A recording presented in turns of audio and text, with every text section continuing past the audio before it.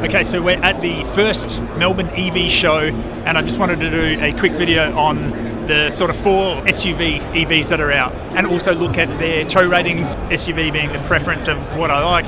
And we're going to be looking at, obviously, the Polestar 3, which is behind me. We've got the Audi Q8 e-tron, the Kia EV9, and also the Hyundai Kona.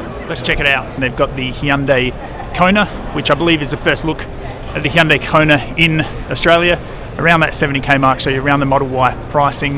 It's got front-wheel drive, I believe. The only thing is the range is going to be slightly lower. I think you're talking around the 400 mark with the lower, and then the 500 mark for the extended range. Whether that's more real-world figures, it might be, because Tesla's figures can be questionable, but let's check this thing out. After just taking out the Ioniq 6 press car for a test drive, jumping in this, I'm happy to see it's got nice finishes. Everything feels really good. There's still that same plastic feel, but it's just the design is really nice.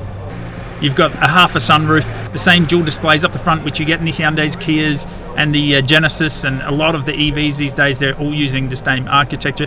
The only thing I'm curious about is, being a front-wheel drive, whether it's going to have the traction I want. The car sits at just under 1.6 meters tall, which is similar to the Model Y, similar to the Polestar, which is also here. We'll check that out next. And of course, it's got standard wing mirrors, which you know I'm a fan of. The electric camera, the reverse camera mirrors, I'm not a fan of them. I can't get my head around them. One day I'm sure they're going to be great, but right now they just don't cut the mustard. All right, let's go check out the Polestar. Okay, we've got the Polestar 3. The pricing for this is starting at like 150k, going up to 175. The height of it is taller than most of the other EVs. I think it's 1.61 or 1.62 meters tall, so it's more of an SUV.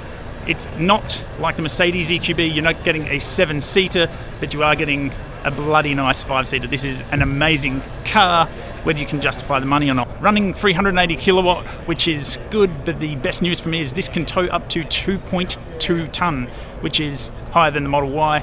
1.6 ton, Model 3's 1 ton, and the EQB is running at, I think, a 600 kilo tow rating. So safe to say that will not be getting a tow bar. Okay, so the finishes on the Polestar 3 are absolutely amazing. The design is gorgeous. You've got a huge panoramic sunroof. It's got everything you'd expect in an EV and more. It comes with a hefty price tag, but when you're looking at the leading edge in the market, the highest towing capacity I think I can get on an EV at the moment, but this car is absolutely gorgeous. Would I jump in it? It's the same conversation. I don't know. I think we'll have to take it for a test drive first.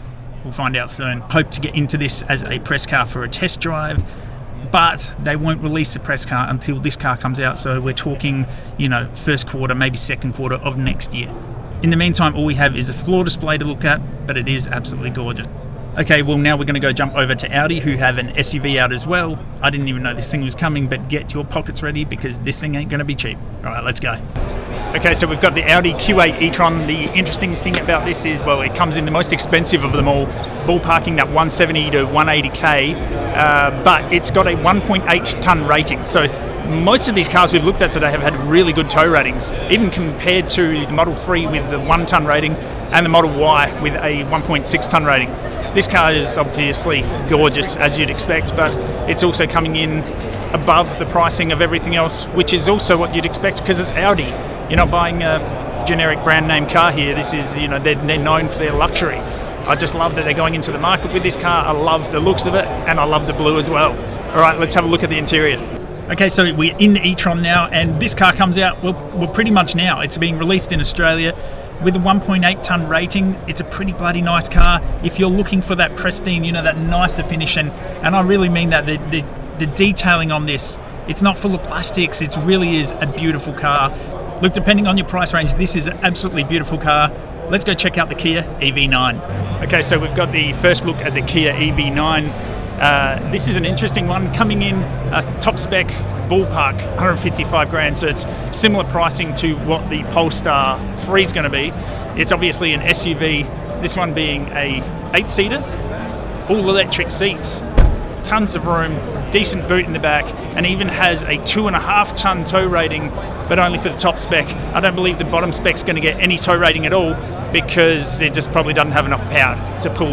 I think, looking at the overseas market from memory, the bottom spec could tow like 700 kilo or something like that. It's basically not worth putting a tow bar on your car. But check this thing out, it looks absolutely awesome. This is one car I would genuinely be interested in getting into, except I'd want to buy the base spec at around that 100k mark. 155 grand, 50% increase just for a tow rating. Well, that's a lot of extra coin. Besides that, this car meets exactly what I want to see. Comparatively, this being a 8-seater, it's the same as my wife's EQB. The EQB, I'm guessing, is going to be a lot tighter in the third row. Having a look at me in the third row here. Okay, so this is the rear seating. Excuse the lighting. My knee is that far off the seat in front. It looks like the seats actually do go forward and back, so it'll be interesting to test. But in regards to head height, it's perfect. There's still actually a boot behind me, and it's 8-seater. Awesome. And of course, there's plenty of room in the car. This is a wide and a very tall car. With the EQB, you get into that third row. They still have all the adjustable seats, so you know what, you can fit, but this really has a lot more room. I jumped into the EQB because it was the only 8-seater on the market, except for the Soccer Mum car by Great Wall. Besides that, this EV9 is going to be the next option for jumping into an 8-seater, which I really like. The three things I look for, obviously, an 8-seater, SUV shape, and a decent tow rating. So absolutely mint, cannot wait to jump into this one. It's starting deliveries in November. We probably won't be able to get into a press car maybe till the end of the year, but we'll see how we go. One of the other things that worth mentioning is the height of this thing. Being an EV, it's going to be one of the tallest EVs on the market besides the LDV options.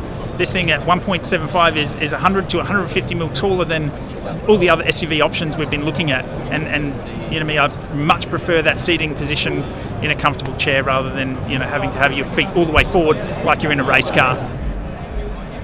Okay, so seeing as the EV9 had the highest tow rating, I thought I'd finish it here. Thanks for coming through these 4 electric SUVs with me at the EV show, the first EV show in Melbourne.